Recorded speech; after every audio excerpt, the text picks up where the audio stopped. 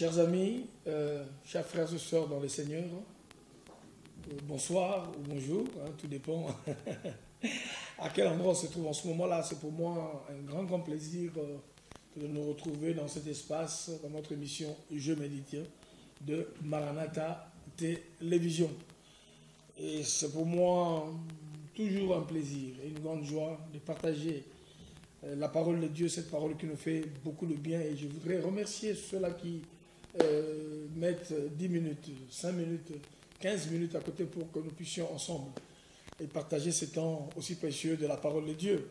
Et je voudrais vous encourager que nous puissions partager ces vidéos vraiment au plus grand nombre, à ceux de nos familles, et que nous puissions relayer le message. Et puis je serai prêt à répondre à vos questions et qu'ensemble nous puissions nous enrichir mutuellement. Parce que la Bible dit nous connaissons en partie et nous prophétisons en partie. Soyez bénis pour ce temps. Et je prie le Seigneur pour qu'il puisse encore rafraîchir notre esprit. Seigneur, notre Père, nous te disons merci. Nous avons besoin de ta parole. La Bible dit, vous connaîtrez la vérité, et la vérité vous rendra libre. Bénis ce temps encore, que le Saint-Esprit prenne le contrôle de toutes choses. Dans le nom de Jésus, notre Seigneur et Sauveur, je bénis mes frères, mes sœurs, tout cela, Seigneur, qui passe ce temps de commun accord. Bien entendu avec nous, pour que nous puissions partager ce temps de la parole au nom de Jésus. Amen. Notre Seigneur et Sauveur. Voilà, chers frères et sœurs en Christ, je voudrais nous partager cette conclusion de fin de semaine. Et vous avez vu là, il y a quelques 2-3 jours, j'ai conclu avec vous partiellement la méditation de la semaine dernière, dans le livre de l'Évangile de Jean chapitre 7, mais maintenant nous sommes dans le livre de 2 Rois. Dans le livre de 2 Rois, et c'est dans ce livre où nous voyons toutes les conquêtes, comment les hommes qui ont marché avec Dieu ont expérimenté des victoires dans la présence glorieuse de Dieu. Je lis la parole de Dieu très rapidement. Et je suis dans le livre de 2 Rois, chapitre 6. Alors, je voudrais lire à partir du verset 15. Écoutez ce que cette parole nous dit. 2 Rois. Le serviteur de l'homme de Dieu se leva de bon matin et sortit.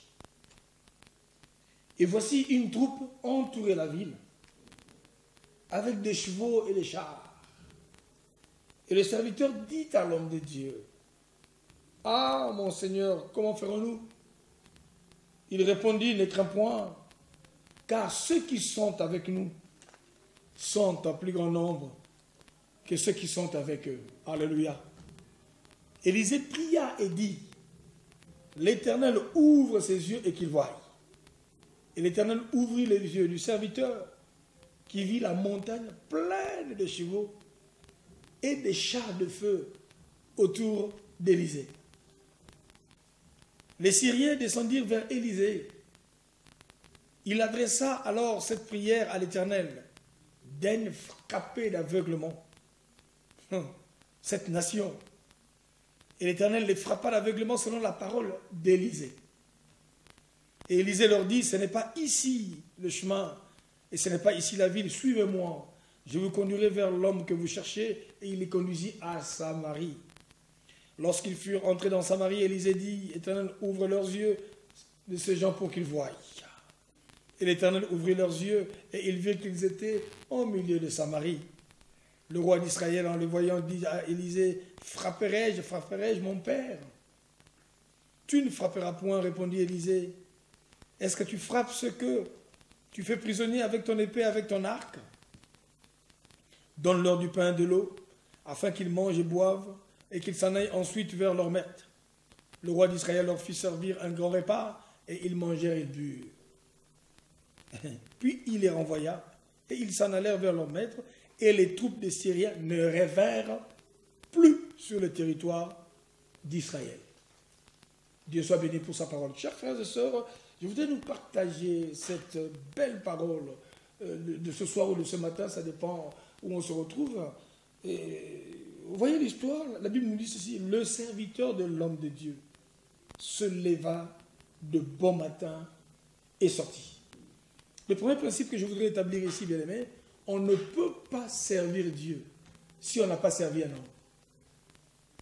La manière dont Dieu fait les choses, il nous place toujours au pied de quelqu'un.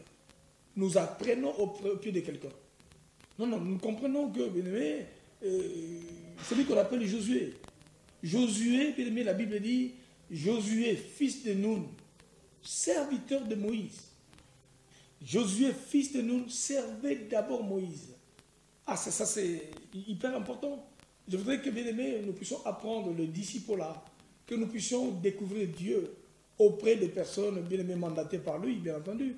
Là, nous parlons, le serviteur de l'homme de Dieu se leva de bon matin et sortit. Et voici une troupe entourait la ville avec des chevaux et des chars. Et le serviteur dit à l'homme de Dieu, « Ah, mon Seigneur, comment ferons-nous » Mais ça me plonge tout de suite dans cette méditation, une histoire de deux visions. La vision de l'homme de Dieu, qui ne voit pas ceux qui sont autour de lui, bien aimé, voient ou ne voient pas, ou la vision, bien aimé, du serviteur. Généralement, quand nous sommes dans nos familles, les enfants demandent à papa, mais comment ferons-nous? On n'a pas à manger. Comment sera notre lendemain? Papa n'a pas de travail. Le matin, maman n'a encore rien. Et là, nous remarquons, il sait l'homme de Dieu. Il est auprès de l'homme de Dieu, mais il n'est pas rentré totalement dans sa vision. Et je voudrais interpeller vraiment ceux-là qui servent le Seigneur, partout où nous sommes, bien aimés, que nous puissions apprendre à faire confiance aux hommes que Dieu a placés devant nous. Parce qu'on ne peut pas s'imaginer, Dieu a parlé à Moïse, prends-moi ce peuple pour me le ramener dans la terre promise, mais on ne savait pas quel est le chemin, quel parcours que Dieu allait choisir pour nous y ramener. Et là, nous voyons justement le serviteur. Et bien aimé, si le leader ne fait pas trop attention, si le leader n'est pas convaincu de la vision, non, tu peux avoir peur. Mais l'homme de Dieu était très saint.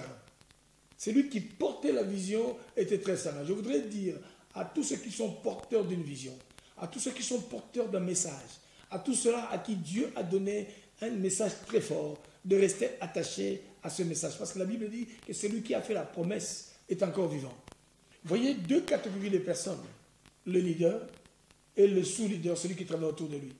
Et très souvent aujourd'hui, nous sommes perturbés par ce que nous attendons. La télévision nous dit des choses, les médias nous disent, ce qu'on appelle les batailles psychologiques, il paraît que, l'écologie d'un côté, les psychologies de tous sens de l'autre côté. Alors, ce que j'aimais, l'homme de Dieu était très calme.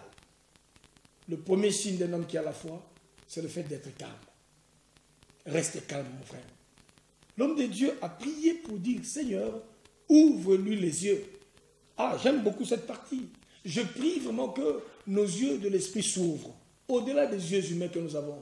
Parce que si nos yeux de l'esprit s'ouvrent, nous pouvons capter des réalités puissantes, spirituelles, bien aimées, que ceux qui sont autour de nous ne voient pas. Et les gens qui n'ont pas Jésus ne peuvent pas nous faire peur. Les prévisions de météo, les prévisions qu'on trouve à la télé, à la radio, partout, ils peuvent dire ce qu'ils vont dire. Ils vont te dire que toi, tu ne vas pas te marier, tu vas à l'église, tu sers le Seigneur, mais il n'y a rien dans ta vie. Mais toi qui es spirituel, tu peux capter des choses, bien aimées, qui sont déjà disponibles pour nous dans l'esprit. Mais voyez ce qui se passe. Quand il lui a ouvert les yeux, oh j'aime la parole de Dieu. Non seulement il y avait un grand nombre de chevaux qui étaient sur la montagne, mais la spécificité c'était quoi? Autour de l'homme de Dieu, il y avait ce qu'on appelle les chars de feu. Oh, bien aimé, j'aime le Seigneur et je le bénis pour ça. Il y a une protection particulière, il y a une garde, bien aimé, spéciale, qu'on appelle la garde spéciale autour de l'homme de Dieu. Je bénis le Seigneur parce que servir le Seigneur, être un consacré, c'est une autre chose. Nous avons, bien aimé, tout est spécial pour nous. Notre garde rapprochée est spéciale. Notre protection est spéciale. Je voudrais encourager un serviteur. Non, tu n'es pas seul car Dieu est avec toi. Mais remarquez ce qui se passe. Dieu a ouvert les yeux, mais le serviteur de Dieu, quand il a vu ces choses, bien aimé, non, il a compris. Tu doutes parce que tu n'as pas vu. Continue à prier Dieu pour que Dieu puisse t'ouvrir les yeux. Continue. Si vous remarquez dans la suite de l'histoire, la Bible dit, bien aimé, c'est que vous permettrez sur la terre est permis dans les cieux. Élisée, on ne l'appelait pas seulement serviteur de Dieu, mais il était convaincu de la grâce et du pouvoir que Dieu avait bien aimé intégrer dans sa vie. Il avait la possibilité d'interdire. La Bible dit ce que vous permettez sur la terre sera permis dans les cieux. Non, tu peux expérimenter ce qu'Élisée a expérimenté.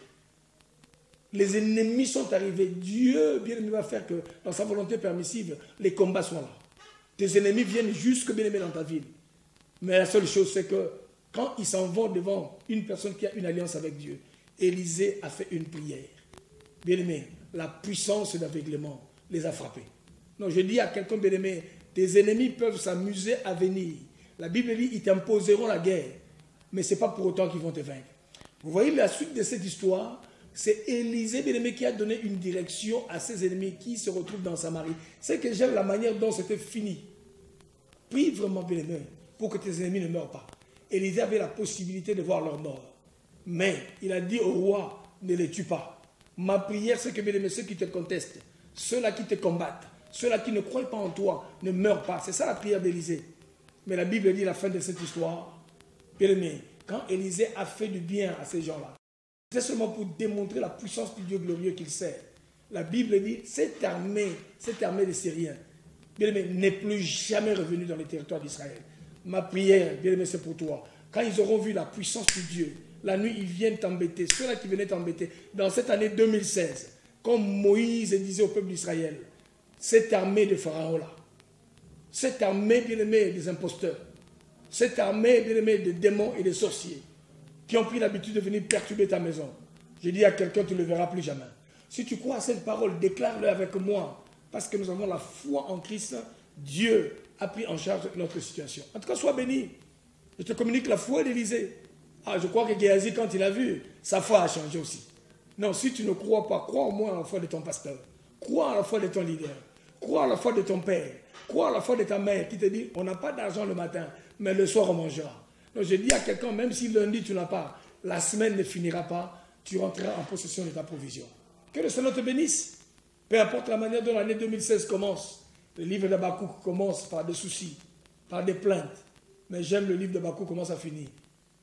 Tu rends mes pieds semblables à celles de biche et tu me fais marcher. Dieu te fera voir sa gloire. Ta vie finira par une adoration. Soyez bénis. Que Dieu vous fortifie, qu'il vous accorde sa grâce et que la fin de cette semaine soit une semaine bénie dans le nom de Jésus. Je vous déclare béni. À la semaine prochaine, n'hésitez pas, bien-aimés, à vous abonner sur la chaîne YouTube, sur Maranatha Télévision. Et ça nous permet de rester en contact. Partagez les éléments autour de nous. Ce temps est précieux. Nous voulons nous enrichir mutuellement. Si vous avez également, bien aimé, un enrichissement par rapport à cette parole, n'hésitez pas à le partager. Nous sommes là pour nous enrichir mutuellement. Soyez bénis. À très bientôt sous le regard de Dieu. Au revoir. Merci.